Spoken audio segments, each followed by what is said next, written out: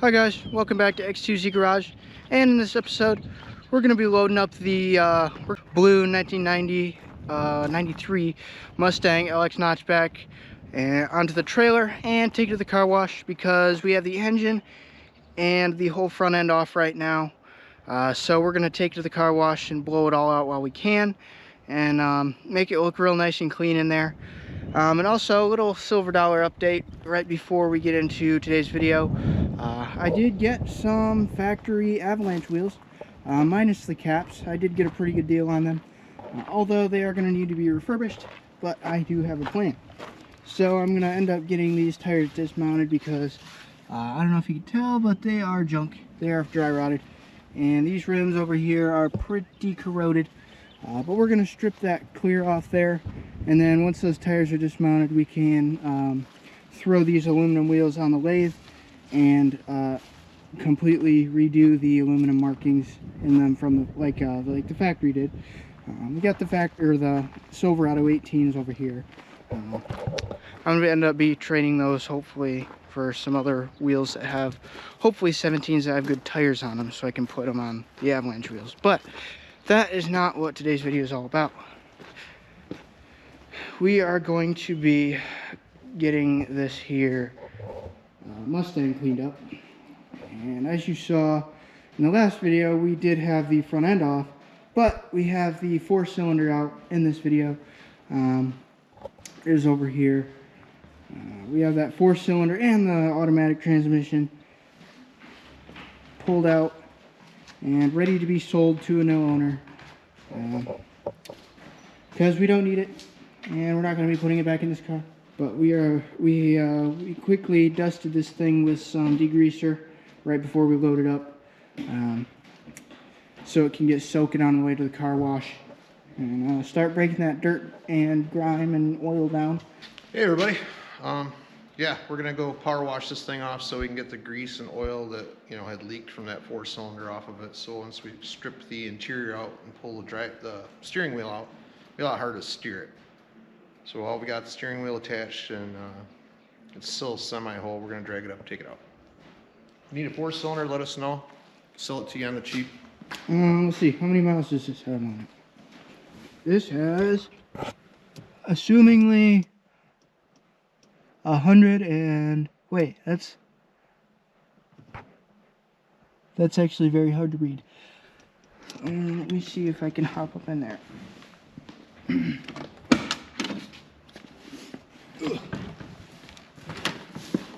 It has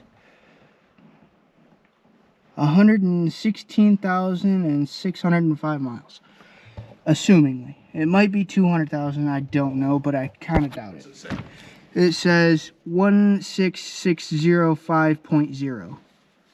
16605.0. Because they weren't 900 mile an hour, or 900. 665. It reads 16,605, but Well, that looks pretty accurate. 16,000 miles? I know. Yeah, no way. I mean, anything's possible. Yeah. So in a few minutes, you're just gonna get back with you with the car and the trailer. Yep. Alright, we got this thing to the car wash, and we just got to get washing. That degreaser has been soaking all the way here, and while we were strapping it down, so we're gonna give it another shot to wet it back up. It's had a chance to soak in, and hopefully what we see when we're done is a really shiny looking car. Yeah. Because I had to change I had another sweatshirt on because I lost a lot of weight, so I have a lot of bulky sweatshirts. I had a nice one on, and it just started dripping this crap on me as soon as I started spraying it. So I was like, oh man, I gotta change this. Your mom's gonna kill me. But we're not here to wash the whole car, but this engine bay and underneath. And underneath, because we're not gonna have a chance to do it again. once we pull the steering wheel, it's going to make it awful difficult to drive this thing. Get that training up cover. Even though that's not going to stay in here, it's just nice not to have to work on something that's greasy. Yeah. And although this doesn't look bad, if you saw it in real person, you wouldn't want to put your hands on it either. Plus, it doesn't hurt to get some of this on the trailer because it gets oil on it, and it's a diamond plate trailer, so it's very slick when it's wet. Yeah. It'll give you a ride. Not a good one. All right, well, I think that's good for right now, and we'll hit it. If we need more, we'll put more on.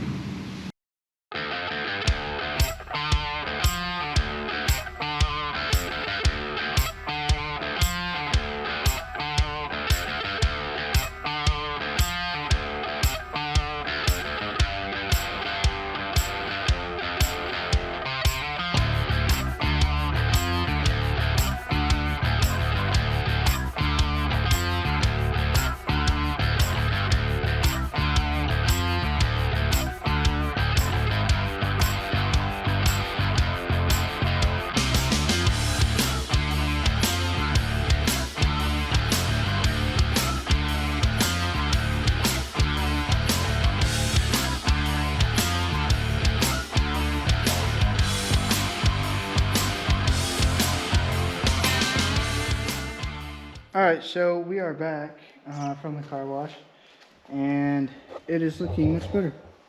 Yeah, now we can see the rust that we need to repair. Like here, this is where the battery sits. Oh, there's no transmission, so it rolls real easy right now. And this is where the horn mounts. I had it spot welded here, so what we'll have to do is drill those out and cut this out. And I know I can buy this whole side, this whole piece. I'd have to drill out all these spot welds like I did up here and replace this section. And that might be honestly the better route to go. It just wouldn't be a Ford part. But it would eliminate having this being a problem later. Because it basically, I don't know if you can see the top here, it's a sandwiched in piece that goes right here on this edge. And then there's a frame rail spot. This is a lot thicker metal than this. The other side looks beautiful. There's some surface rust here and there. I can see some dirt now that we missed when we were power washing it, but it's better than it was. And you can see that the paint came off of the base coat.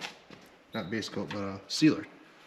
It basically wasn't attached very well. I don't know if it was just because Ford just lightly shot those areas or what, but it came right off the shock towers. Didn't come off here, but it came off there, you know. But this is going to make it a lot easier for us to work on it. It won't be as dirty. Right. And that's where it's at so far. Next, we're going to pull the interior out, pull the mirrors off of it, pull the trim pieces off of it. Everything that's attached to this engine compartment is coming out, the wiper motor, everything. So all there will be is metal. And right now I'm considering having it soda blasted. If not, I'll spot blast the areas that need to have the rust cleaned. So, I don't know, when do you project we'll have this done? This isn't winter. And That's true, and then with summer coming, we can be out here longer. I won't have school during the day, and I don't know, maybe we can try and shoot for fall this year. I'd love to be able to take it to old-fashioned days in August. Yeah, you can take this, and I can take a red avalanche again, see if we can win another trophy. Yeah, that'd be nice. And like I say, we've got every part and piece we need for this car. Every single part and piece in that V8 car that's out there. So once we get it stripped and get it repainted, that's when real progress can start. We can start moving things from one car to the other. And as we do, clean the parts, rewrap the wiring. We're going to change the dash, like I said, from a airbag car to a tilt steering pre-airbag era car. So this entire dash assembly is going to get replaced along with that steering column and steering wheel. And it's going to be a V8, so this center console is going to get changed, which they had driven a screw in that, and that's cracked. And, through the years, it had its abuses. Oh, wire nuts. I'm not sure what this was. One side was like for horn. Yeah, because it has two horns on it. Yeah. I'm curious what they sound like. We'll keep the inner door panels. We got to decide if we're going to make it, because the other car is an electric window. This is manual crank. manual mirrors. That's what this little knob's for. It would be lighter if we kept it manual. Yeah, But kind of like being able to roll down the passenger window without having that to is true. lean over and do it. Although leaning over in a car this small is pretty easy. Yeah. Yeah. So there it is, folks. We'll bring you some more videos as we get going along. You don't want to sit around watching us unscrew things. Yeah. It just looks more dramatic when you have blocks of things done. Mm-hmm.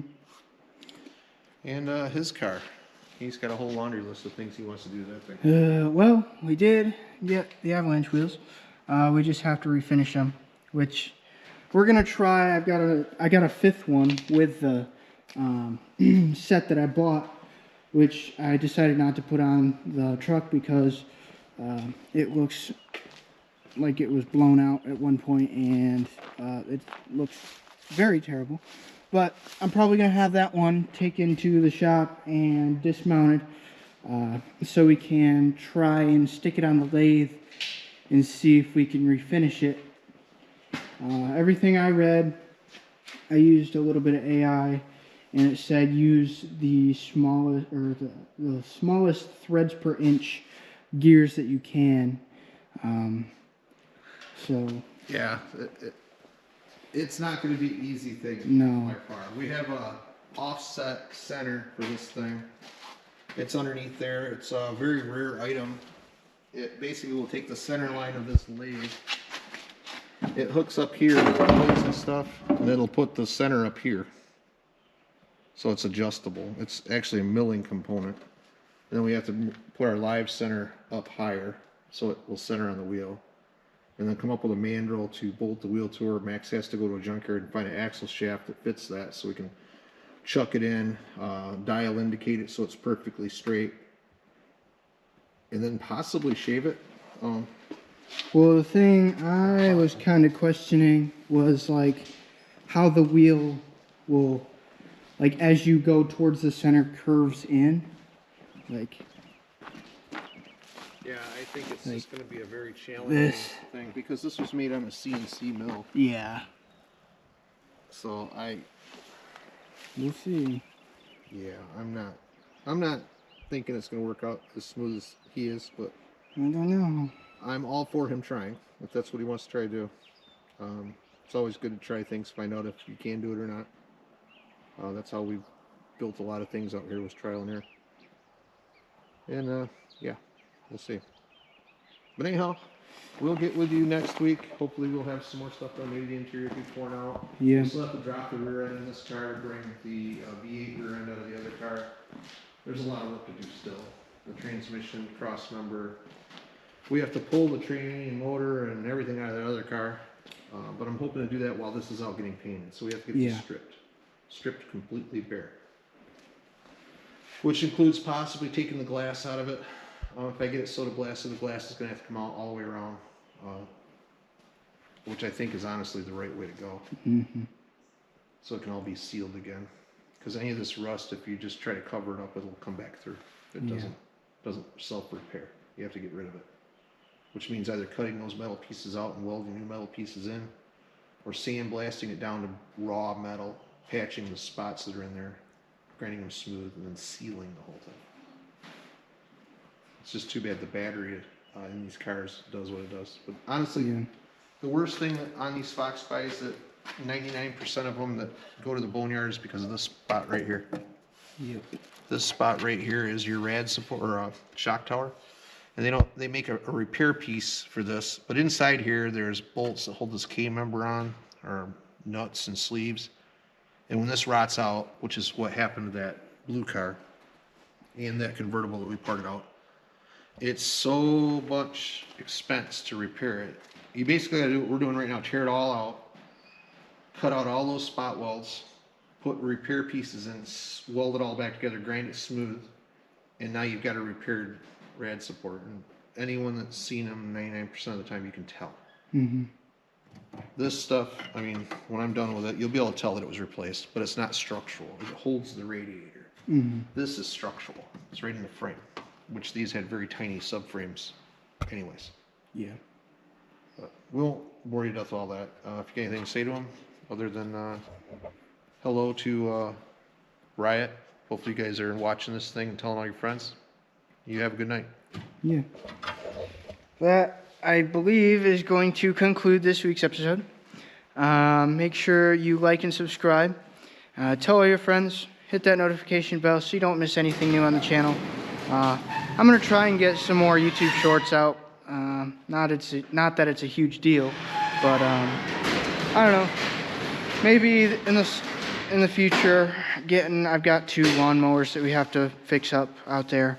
And if you were wondering, a 50-mile-an-hour lawnmower was scrapped very quickly because I quickly realized that it has the wrong rear end.